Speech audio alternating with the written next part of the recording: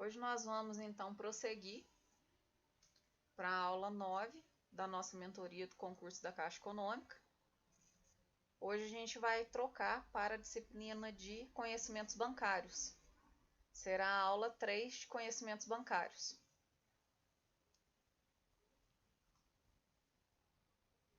A gente falou na aula anterior sobre conta garantida, que seria o limite de cheque especial que as empresas podem estar utilizando em conta corrente num prazo curto.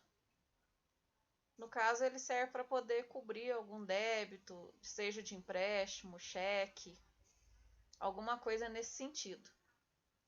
E ela costuma ter juros menores do que o empréstimo, porque ele é para ser utilizado aí como um socorro emergencial, porém curto prazo. O ideal também é chamado aí de cheque especial, né, que o povo costuma conhecer, é que você use isso por um prazo aí, vamos dizer assim, para estourar 7 dias. Como que funciona esse produto?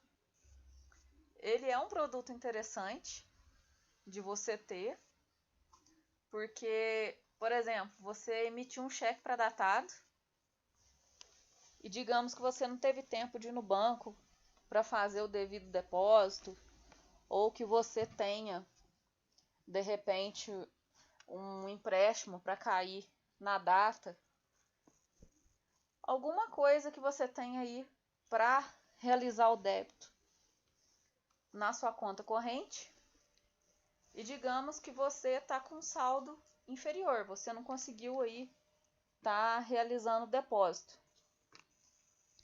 Aí, para que não seja cobrado mora e juros, multa em cima desse débito, no caso de empréstimo, Alica, o cheque especial só um minuto, não tá aparecendo na tela. Peraí.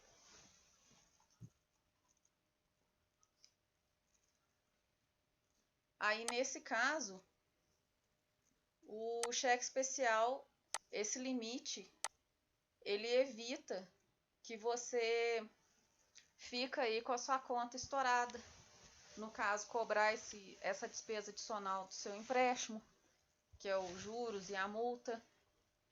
Ou, de repente, se você emitir um cheque, evita que ele seja carimbado lá com a famosa linha 11, linha 12, que é cheque devolvido, né? Então, esse limite é interessante nessa parte. E aí, conforme você faz o depósito, vamos supor que você não completou o valor do débito lá da sua conta e aí cobrou de você, usou esse limite de R$1.000, por exemplo. Aí, dali 2 dias, você depositou 300, depois você depositou 400. Então, ele vai fazer um cálculo de juros para te cobrar em cima desse limite do cheque especial, proporcional aos dias e ao valor. Então, ele recalcula conforme você vai depositando. Em caso de emergência, ele é um produto interessante. O que acontece muitas vezes, que não é o correto, segundo os especialistas financeiros, é que o pessoal, digamos que ganha um salário de R$1.500, aí você tem mais R$1.500 de limite no banco, e aí você vai e usa todo esse limite para despesa pessoal sua, para fazer uma viagem, alguma coisa assim. E aí, quando você recebe seu salário, se deposita, você nunca cobre esse valor do cheque especial que você já contratou. É como se você utilizasse ele para complementar o seu salário. Isso não é interessante, não é saudável, porque aí sempre você vai estar devendo e sempre você vai estar tendo aí a despesa com esse produto. Então, não é legal.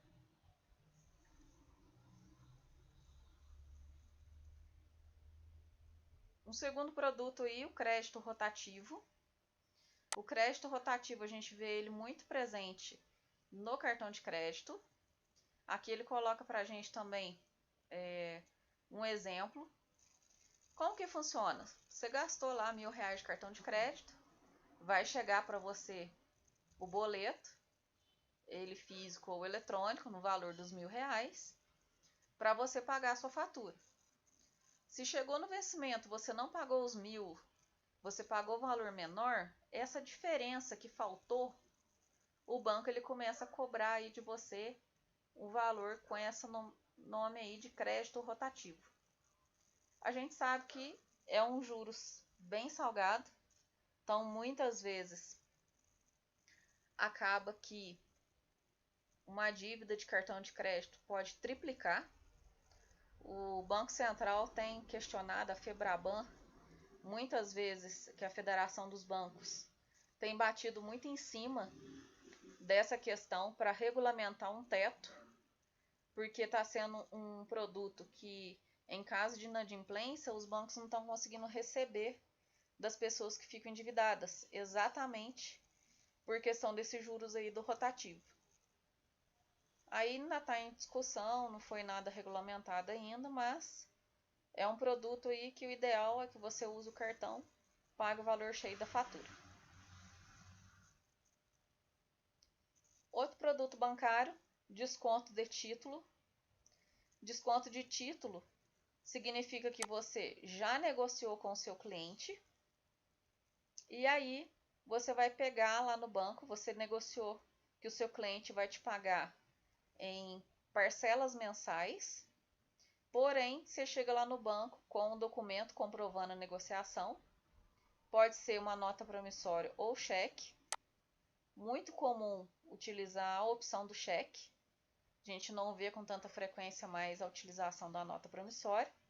Então você vai lá com 5 cheques que seja, e o banco vai pegar, vai te cobrar uma tarifa e vai liberar o dinheiro na sua conta corrente, às vezes no mesmo dia, às vezes em 24 horas. Além dos juros, vai ter aí a participação do governo, que é o IOF. E aí você usa o seu dinheiro antecipadamente. É interessante o desconto de título para uma negociação? É interessante no sentido que você já fez a negociação com seu cliente, você já está com os cheques em mãos, né, pré-datados, e aí o dinheiro pode já cair para você, descontando a parte do banco, e você usar esse capital aí para fazer novas negociações. Porém, tem que ter um detalhe. Se no vencimento o seu cliente não tiver saldo no cheque, o banco vai cobrar de você a devolução do dinheiro que ele antecipou lá atrás. Então, é uma negociação, um produto bom a respeito de levantar capital, porque aí você não está comprometendo aí o seu financeiro com empréstimo, parcela mensal e etc. Porque você está em cima da venda já efetivada, só que tem que saber se o seu cliente ele realmente é muito certinho com as contas dele para não ocorrer aí a devolução desse cheque, que senão você tem que levantar o dinheiro na hora e pagar o banco. Pode ser feito tanto pessoa física quanto pessoa jurídica.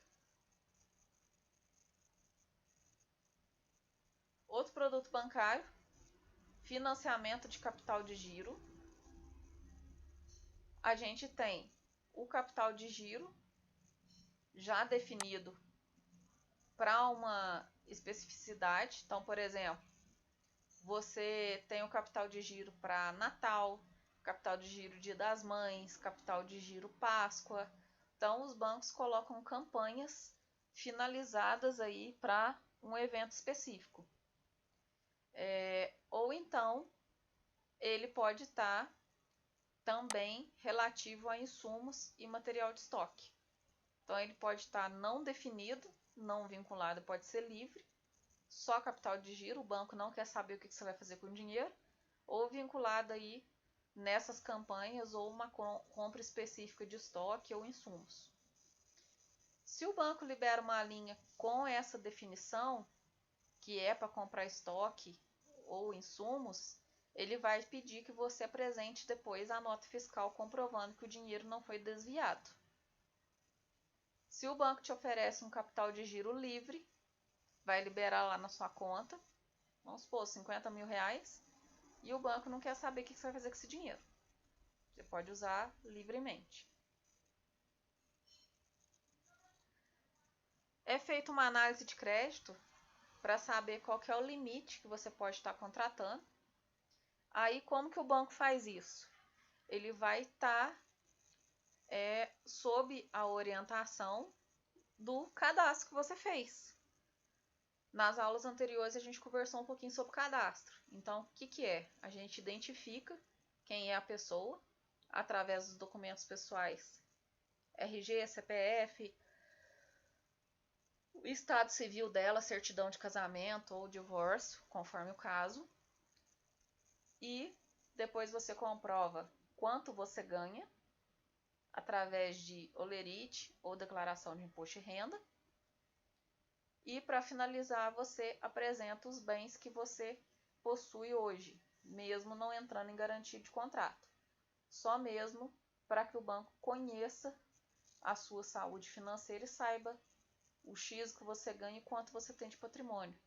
O patrimônio ele é representativo que, em caso de inadimplência, se você tiver um problema de falência, alguma coisa assim, demissão e etc., você tenha como vender o seu bem e liquidar as suas dívidas. É para isso que o banco quer saber o que você possui hoje. Geralmente os pagamentos vão ser aí mensais e no contrato tem que aparecer ali em quantas parcelas, qual a taxa e qual a garantia. Geralmente estão se pedindo aí a questão de avalista e quando é empresa vai pedir a assinatura dos sócios. A mesma regra de cadastro para a pessoa que é o correntista vai acontecer para o avalista. Ele vai apresentar também os documentos, a renda e os bens. Próximo produto, vendor finance e compror finance. No caso do vendor, é a operação de financiamento que aí você consegue estar em cima de uma negociação de compra e venda entre duas empresas. Vendor relativo aí à venda. Eu tenho quem está vendendo uma empresa, quem está vendendo algum produto e quem está comprando. Quem está comprando, ele não tem o dinheiro para comprar, mas aí o banco entra na intermediação para poder efetivar essa venda. Nessa situação, apenas quem vende que é cliente do banco.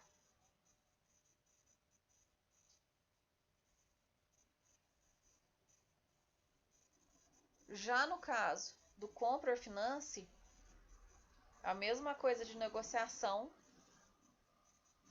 porém, quem está comprando que é cliente do banco. E aqui não importa para o banco quem está vendendo. Então, aqui elas são inversas. Aqui, o vendor, quem vende, é cliente do banco. E o compror, quem compra, é cliente do banco. Então, ali já dá uma dica aí da titularidade da situação dessa negociação. Outro produto bancário, leasing, ele é o quê? Um arrendamento mercantil. O que é um arrendamento mercantil? Uma negociação mediante papéis. Então, ao invés de você entregar um produto físico, aí você tem esse negociação em cima do papel, que é o arrendamento. O arrendamento ele vai funcionar como um aluguel. Então, a gente tem a figura do arrendatário, que vai fazer um uso temporário de um bem pagando parcelas mensais. E aí ele vai ter todo o usufruto daquele bem, porém ele não é o dono. O dono continua sendo aí o arrendador.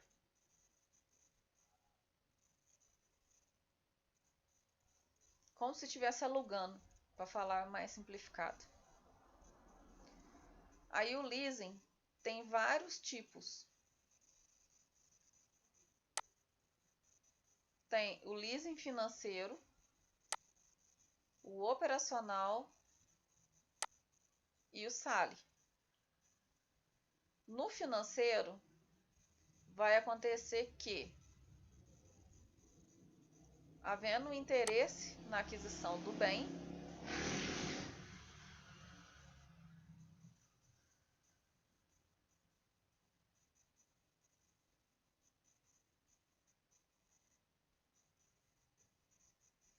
espera aí que eu vou explicar de uma forma mais simplificada.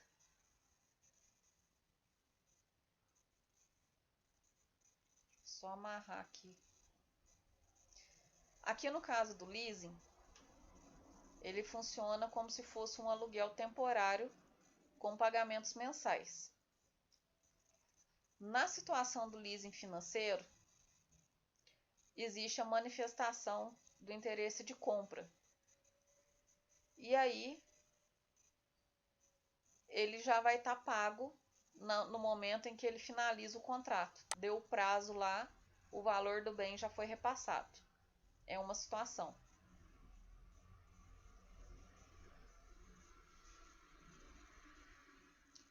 Agora, existe também o caso do leasing financeiro em que não quer comprar o bem.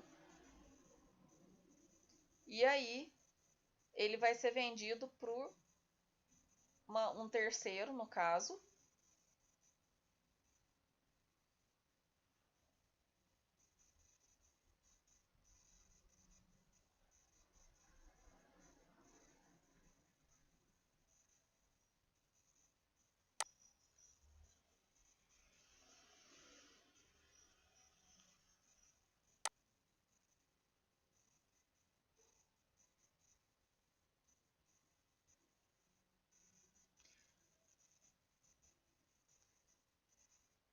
Aqui no material, ele está com um erro de concordância aqui na explicação do leasing financeiro. Porque aqui ele coloca a questão do interesse do bem e aqui ficou um pouquinho confuso. Mas é o seguinte, o leasing financeiro, ele vai apresentar o interesse que você quer comprar o bem, depois que finalizou o seu contrato. E aí vai ser feita a apuração se o valor que foi pago, ele já corresponde ao bem.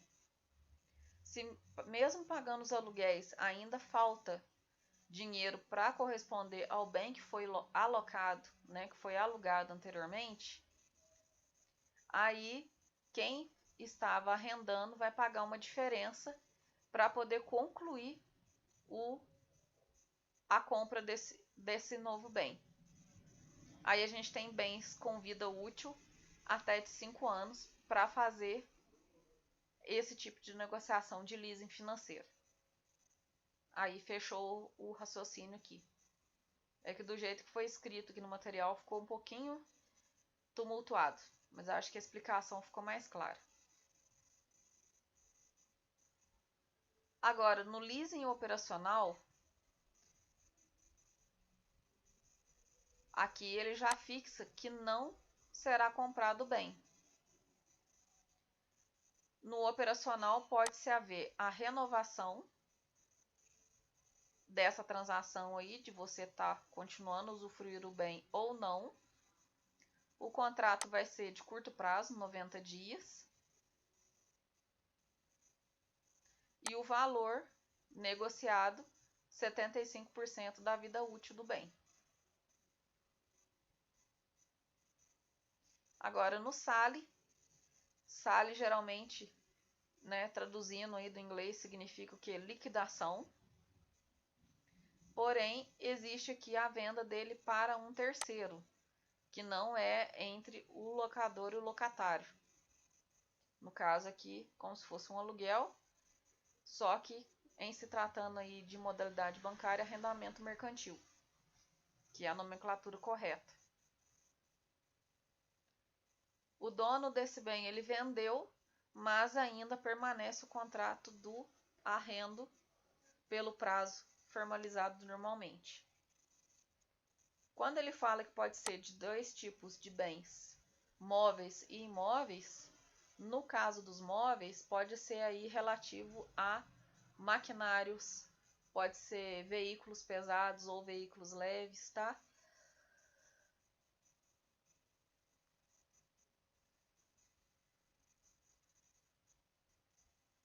Agora, financiamento de capital fixo. Ele já nos fala que não é um produto que tem muita opção bancária para ser ofertado, porque ele vai ser um produto que ele tem valores muito elevados e período de amortização muito longo. Quando a gente falou ali atrás que seria capital de giro, você vai usar para girar na sua empresa. Então você pode ter ali várias finalidades. O capital fixo, ele já vai estar focado em crescimento e desenvolvimento.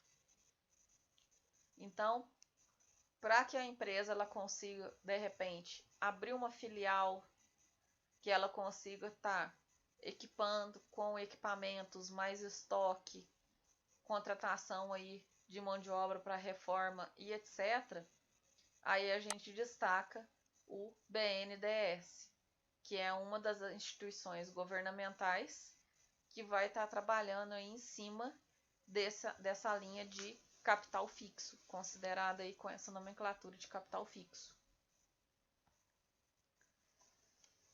Porque aí a gente está falando de contratos que já são aí valores mais expressivos. O BNDES, ele já teve uma opção de contratação que era assim: a empresa entrava em contato com o BNDES, fazia o sistema de cadastro, tudo, etc. E aí era liberado para a empresa um cartão, igual cartão de crédito, com um saldo para ser utilizado aí em vários estabelecimentos. Então ele podia ir em loja de material de construção com esse cartão, ele podia ir em concessionárias, ele podia negociar maquinário com fábricas e etc. E ali era um cartão de crédito, que depois você ia pagar as parcelas mensais. Como tinha aí envolvido toda a emissão de cartão de crédito, depende de uma bandeira, e na hora que você vai usar esse cartão no estabelecimento, ele tem que também a tarifa para estar habilitando para o BNDES. O BNDES tirou de mercado. Atualmente não existe a vinculação do produto cartão, mas ainda continua tendo as opções do crédito junto ao BNDES. A empresa ela tem que comprovar através de contabilidade o seu fluxo de caixa, o seu faturamento, são solicitados documentos oficiais da contabilidade, lá o DRE, também previsão de faturamento, dependendo do porte da empresa, é pedido SPED fiscal, tá? São todos documentos contábeis, balanço patrimonial, são alguns exemplos aí de documentos que a empresa tem que fornecer junto ao BNDES para fazer esse cadastro, verificando qual que vai ser o limite que ela vai conseguir estar contratando. Geralmente, a empresa que ela é MEI, que é aquela mais simples, que é isenta de contador, isenta de comprovação de faturamento e etc., elas não são credenciadas até no BNDES.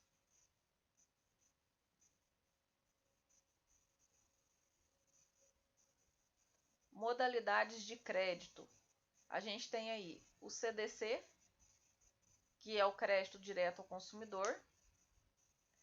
Toda operação de crédito a gente paga juros, paga IOF, que é a parcela do governo, e tem-se aí também taxa de abertura de crédito. Nesse caso aí, quando você abre o aplicativo do seu banco e aparece lá, você tem um crédito pré-aprovado, valor de tanto, não sei o quê. Geralmente ele é de fácil contratação no caixa eletrônico ou no próprio aplicativo, e ele não vai pedir nenhum tipo de garantia, porque ele é um crédito já pré-aprovado, mediante o cadastro que você fez com a instituição. Agora, existe aí o CDC com interveniência, que é o CDCI. O que ele faz? Ele vai ter menores taxas e menores prazos também, porque ele é liberado como se fosse uma garantia de recebimento ao seu cliente. Então, ele é parecido muito com o anterior ali que a gente fez, o desconto de título, que ele também é vinculado à custódia lá do cheque, ou no caso do cheque ou da nota promissória. Essa aqui é uma linha de crédito bem parecida, porque ela vai pegar em cima desses documentos também. Só que aqui o pagamento vai ser feito por você que contratou de forma periódica aí.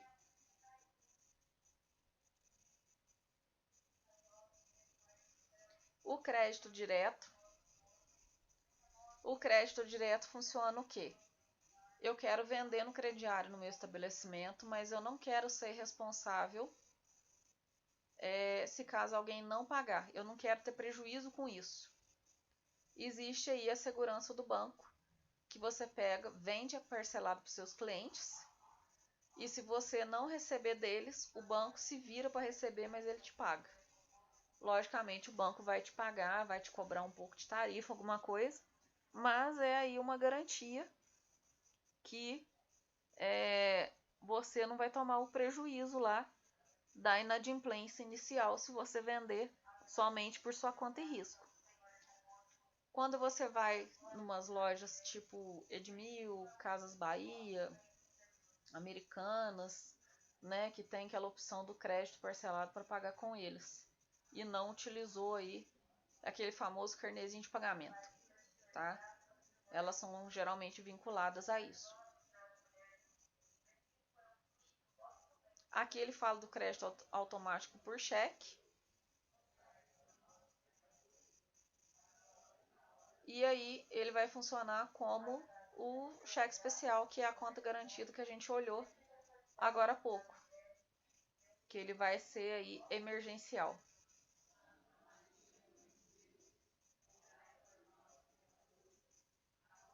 Esse limite do crédito por automático por cheque, ele pode ter aí, no momento que você faz a contratação, algumas garantias.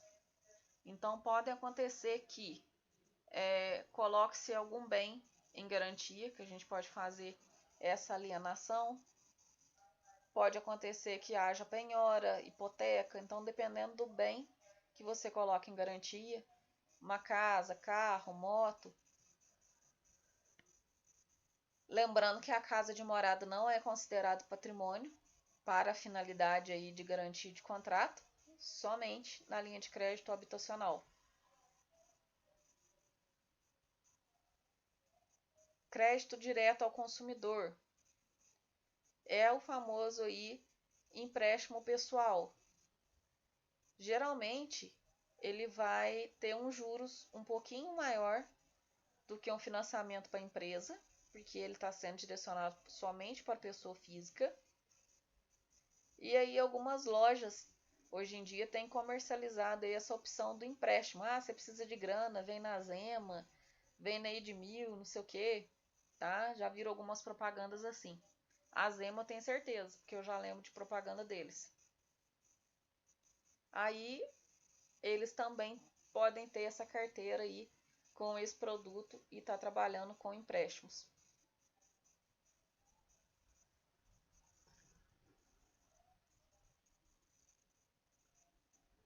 Próximo produto, crédito rural, vai ser aí vinculado aos produtores rurais ou cooperativas de produtores. Ele vai ter a taxa de juros diferenciada, porque a gente sabe que o produtor rural, ele depende de produção. Então ele tem o tempo da colheita, tem o tempo do plantio, o tempo depois para comercializar, seja plantio, seja a questão do gado também, né? Então, a linha de crédito produtor rural, ela não pode ser aí pagamento mensal, porque nem sempre todos os meses ele vai conseguir estar fechando negociação. Vai depender aí do calendário rural do seu ramo de atividade. A linha de crédito rural, ela estimula o crescimento. Para quê?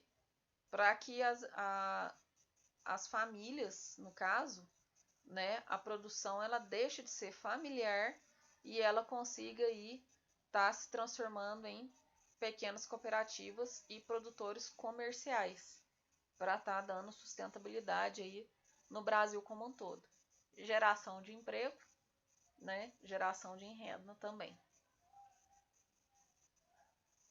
E aí o crédito rural também ele tem essa visão de estar investindo em tecnologia. Quanto mais tecnologia ela é empregada lá no campo, melhor a qualidade dos produtos que chegam até a nossa mesa na cidade para consumo. Menores riscos trabalhistas também, com acidente de trabalho. E, em contrapartida, torna-se também uma produção com um custo menor, mais barata para o produtor também. Aí entra a finalidade, custeio, investimento, industrialização. Para adquirir contratação da linha rural, vão ser precisos aí documentos oficiais, tá? Para poder comprovar o potencial desse produtor rural. Quem faz a emissão desses documentos? A gente vai ter aqui o profissional que a gente chama de agrônomo, tá? Que ele é um cara que estudou para essa finalidade aí de produção rural e ele consegue fazer projetos e avaliar quanto que o produtor tem de gado hoje, quanto que ele vai, quando e quanto ele vai apurar aí da produção, o valor que isso pode ser comercializado, que vai servir aí depois de receita para pagar o banco. Então, com esse documento em mãos, com esse mapeamento, no caso, quando é uma plantação, seja milho ou café, ele não vai ter como contar a quantidade de gado, né? No gado ele conta as cabeças, quantos animais possui, qual que é a área que aqueles animais eles têm para circular, que existe um teto, né, que o gado precisa para ele sobreviver, para ele circular dentro da fazenda, para ele ser considerado bem tratado. No caso de plantação, ele vai fazer o quê? Ele vai fazer um mapa por área e ele calcula a distância da plantação entre os pés e a estimativa de quanto em quilos ou unidades, depende aí da produção, que vai ser colocada aí, vai ser cultivada, colhida pelo produtor, quando isso vai ser colhido, quando vai virar dinheiro para poder pagar o banco. Porque nenhum banco vai ter interesse aí em receber, em cima do financiamento, o produto em si. Ele precisa da conversão dessa produção em dinheiro.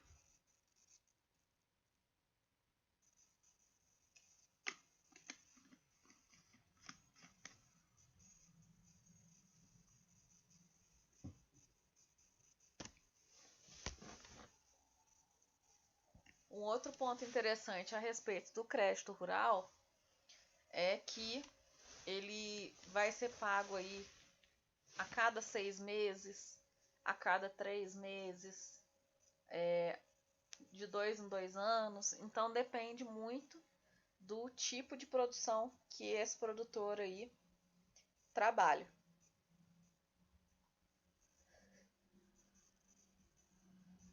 E não só a pessoa física do produtor rural, mas existem também empresas com fomento aí de linhas rurais que trabalham aí, tem o CNPJ aberto para trabalhar aí com as fazendas com o produto rural. Próximo produto bancário, cadernetas de poupança. No caso da caderneta de poupança, popularmente aí, é a primeira opção que as pessoas têm como guardar dinheiro, né? Eu quero deixar dinheiro em banco sem me preocupar com despesa. Como que funciona o crédito, os juros que você recebe da caderneta de poupança?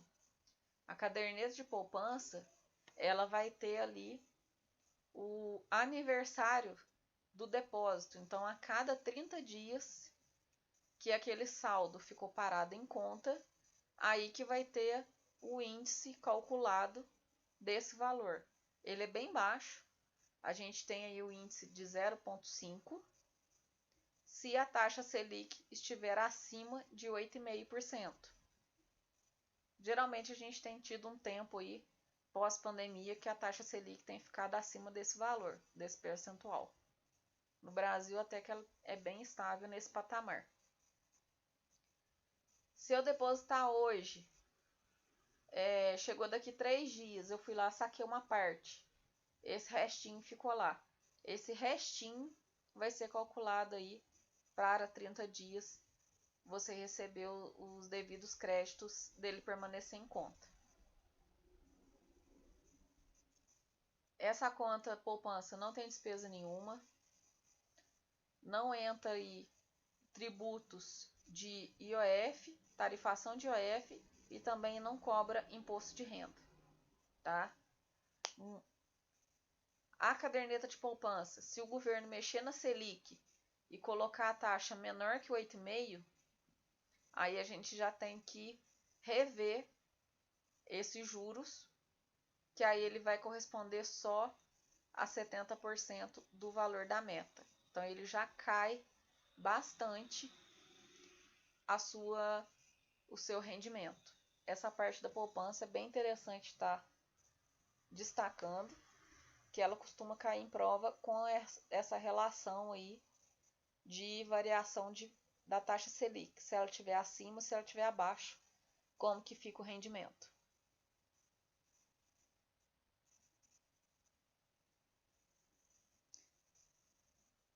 Aqui, com relação ao BNDES, eu quero trazer produto de fora. O BNDES possui a linha aí destinada para a importação. Lógico que a empresa vai passar aí por uma sondagem, uma análise, para saber se o produto que está vindo de fora ele é interessante para ser vendido aqui, qual que é o impacto dele socioeconômico, se ele realmente é um produto que não existe aqui, fabricado nacionalmente, tá? Então, o BNDES, ele faz o quê? Apoio à importação de bens, condicionado à comprovação que não existe similar nacional. Aqui ele fala como que a gente consegue essa comprovação. Então, vai falar ali diversos documentos. E na hora que você está comprando do exterior, nesse contrato do BNDES tem que ser identificado de quem você está comprando. Se eu quiser fazer o inverso, eu quero mandar o meu produto para fora, o BNDES apoia? Também. Por quê? Porque permite a competitividade da empresa no âmbito aí internacional.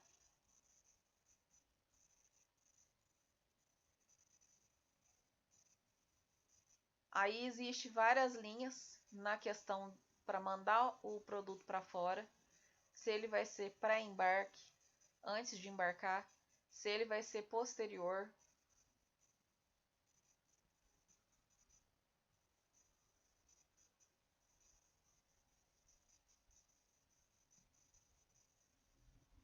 Aqui ele fala do fluxo do envio desse bem para o exterior.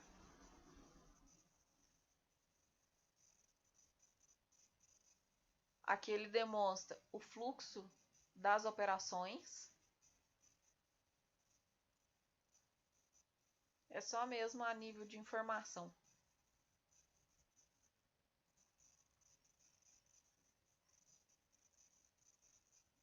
Esse trecho que ele está falando bem sobre, explicando mesmo essa transação aí do BNDES. Não costuma ser cobrado em prova, não. Só mesmo o básico do BNDES com relação às linhas de crédito que ele possui.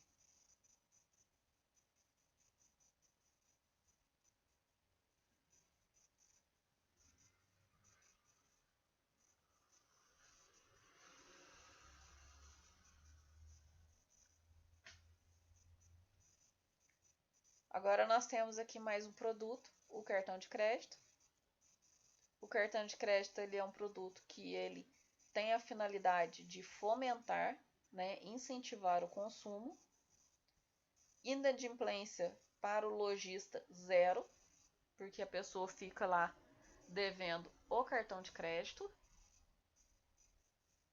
E aí, a gente já viu ali anteriormente a questão do crédito rotativo, não pagou em dia.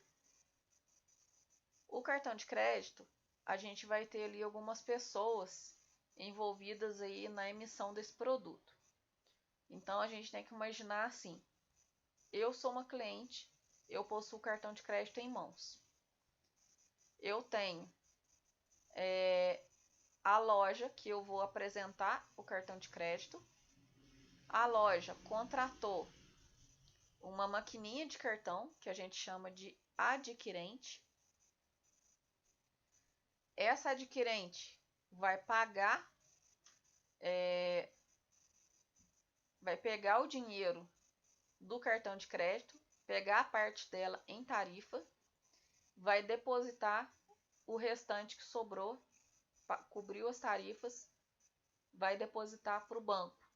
O banco recebe esse dinheiro e vai repassar aí para o lojista. Nesse meio termo, a gente tem lá, junto com a maquininha de cartão, o emissor da bandeira, que ele entra aí nesse ciclo do cartão de crédito.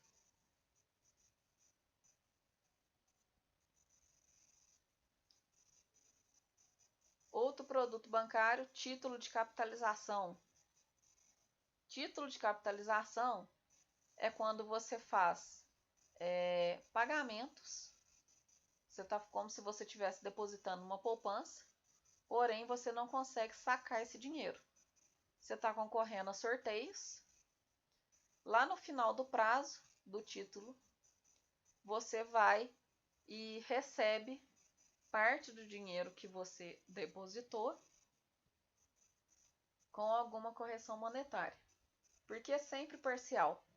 Porque existe aí a despesa do banco para poder estar fazendo esse produto. Então, o único lugar que você deposita e recebe integral aquilo que você deposita no banco é na poupança. Todos os outros produtos bancários que você deposita têm a incidência aí de alguma tarifa.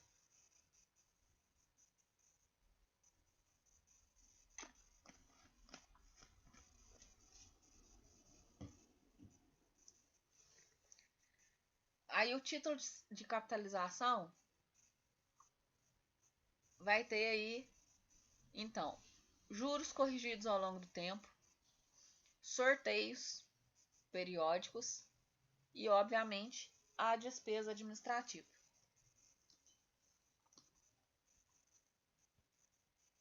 Pode ser vendido em casa lotérica, correio, agência bancária. Geralmente a vigência deles é de 12 meses. Pode ser pago mensal ou em parcelas únicas.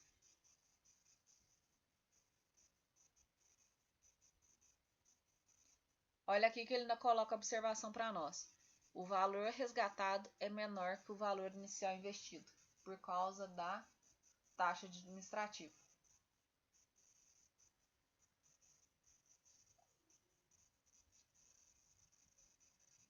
E aí também tem a questão do prazo. Você foi fazendo os pagamentos, tem um prazo para você ter acesso aí ao seu capital. Agora, planos de aposentadoria e pensão.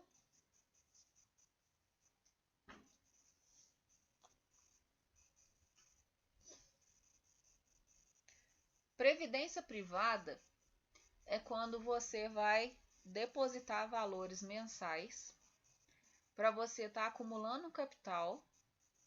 O banco vai guardar esse dinheiro para você e lá a hora que você determinou com quantos anos você quer começar a receber, você vai fazendo saques diluídos. Então, por exemplo, geralmente você vai colocar lá que você vai começar a sacar a partir de 55 anos.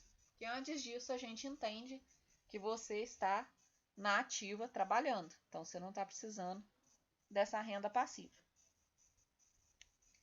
O que acontece? Na previdência do governo é descontado lá quando você trabalha com carteira assinada o valor relativo que vai lá para o INSS. E você garante lá o seu rendimento.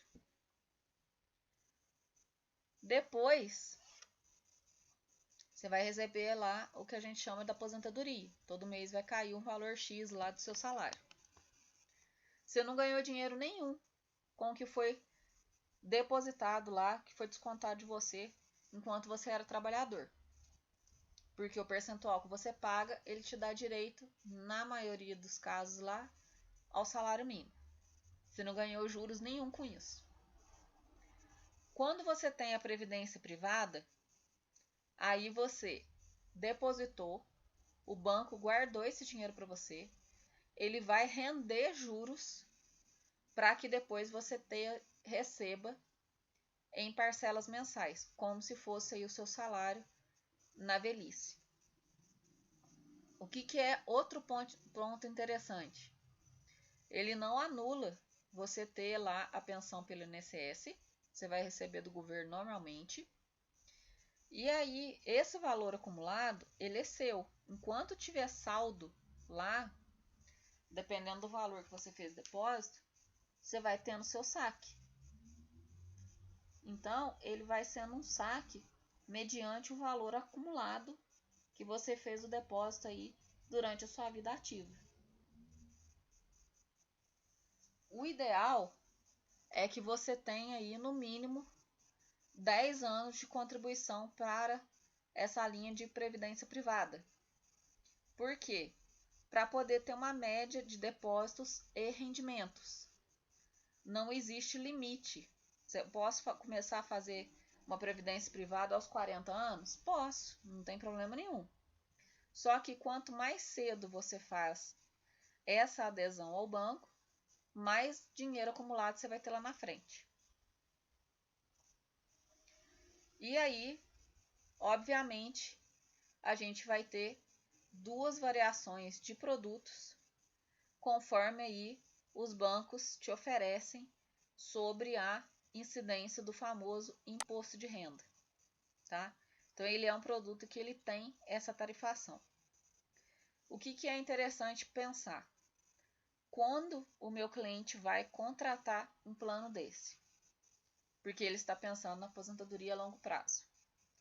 Aí, o grande desafio para os atendentes bancários é sentar com o seu cliente hoje, saber se hoje ele faz a declaração de imposto de renda pagando imposto, para ver qual dos dois tipos ele vai estar efetivando a contratação, a PGBL ou a VGBL. Qual é a mais vantajosa? Tem que fazer o estudo do cliente.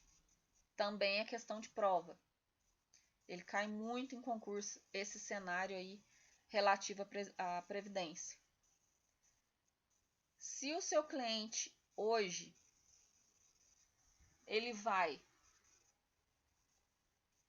paga imposto de renda, ele enquadra que a renda dele é obrigada a pagar imposto, ele já vai ter o benefício imediato de diminuir o que ele paga para a Previdência, ele deixa de pagar na Previdência para ele colocar como benefício aí no imposto de renda, diminui o imposto que ele paga hoje, tá?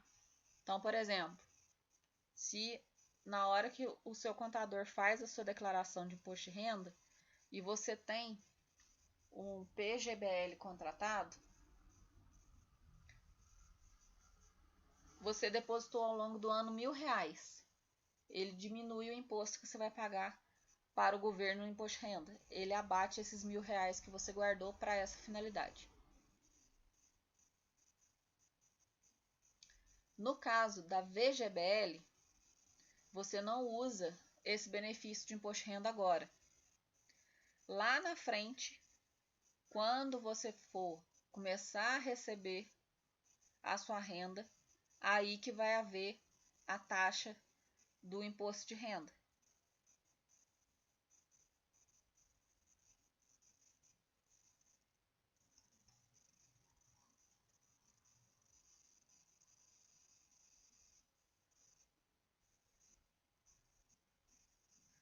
A VGBL, ela pode liberar que você faça o recebimento em renda mensal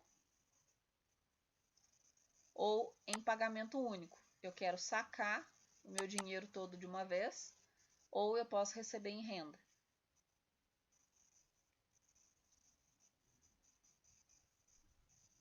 Aqui, no caso do PGBL,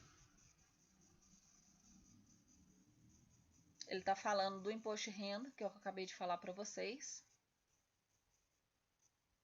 Ele só pode ser sacado, recebido em parcelas mensais.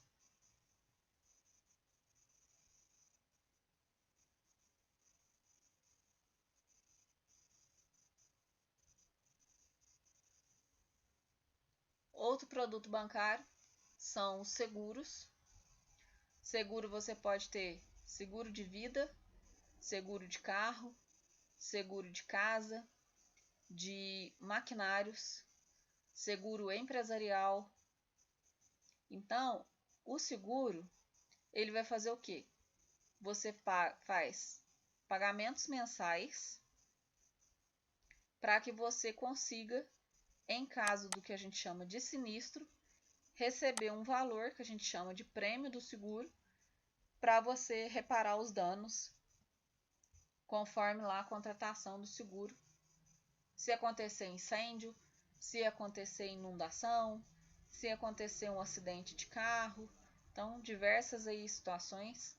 Se acontecer de repente queda de energia elétrica, queimar equipamento. Quando você contrata, você vai fazer a contratação, vai ser gerado um documento que chama apólice. É o contrato com as regras.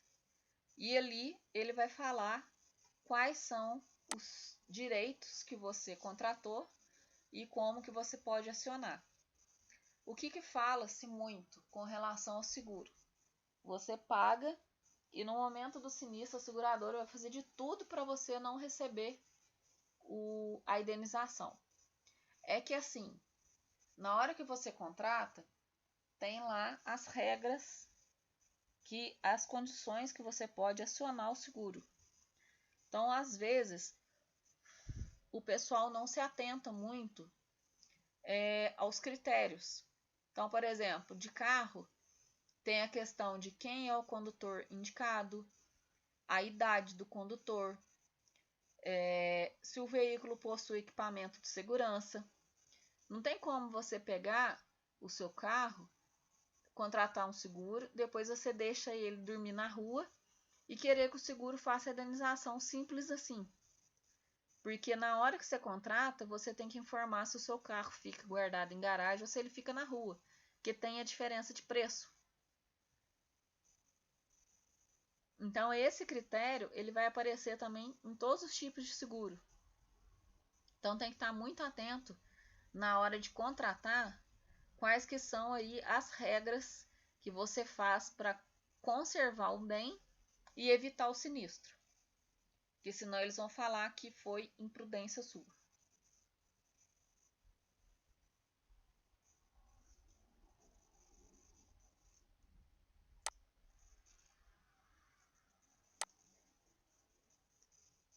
Agora a gente vai começar o capítulo 10, que é noções de mercado de capitais. Eu vou abrir um novo link para evitar que o Meet acuse aqui que a gente está estourando o tempo. Já vou passar para vocês.